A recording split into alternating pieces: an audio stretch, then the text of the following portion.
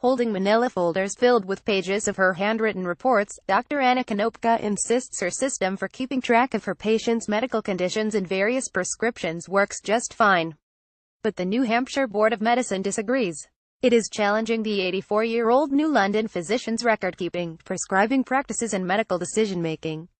Konopka surrendered her license last month, something she said she was forced to do, and is going to court on Friday in a bid to regain it.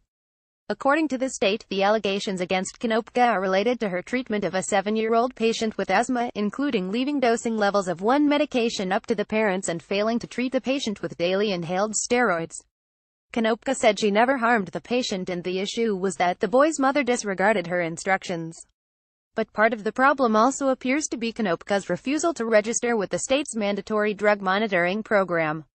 The program, which the state signed onto in 2014, requires prescribers of opioids to register in a bid to help cut down on overdoses. Konopka doesn't have a computer nor does she know how to use one, making it impossible for her to access the state system.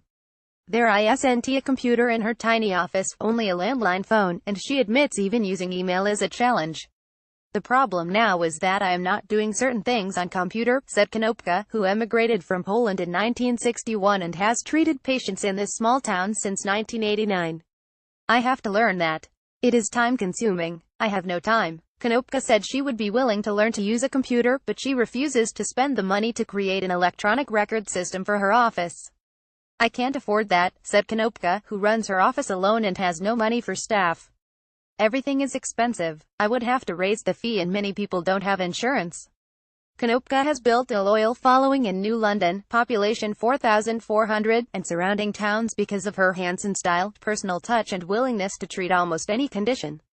She also shuns insurance, partly because of the hassle of electronic filing, and takes anyone willing to pay her $50 in cash. Her ongoing fight with the state has prompted scores of patients to write letters on her behalf and call her repeatedly to check on her case.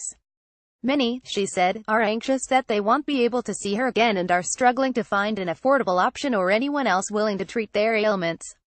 Several of her patients are expected to attend Friday's hearing. I feel Dr. Konopka is being unfairly singled out because she is not online and she does all her office administration herself, Lynn Boudreau, who says Konopka successfully treated her chronic fatigue, wrote in a letter to the State Department of Justice. I know for a fact that her patients adore her, both for her knowledge of the healing arts as well as her bedside manner and her genuine concern for her patients.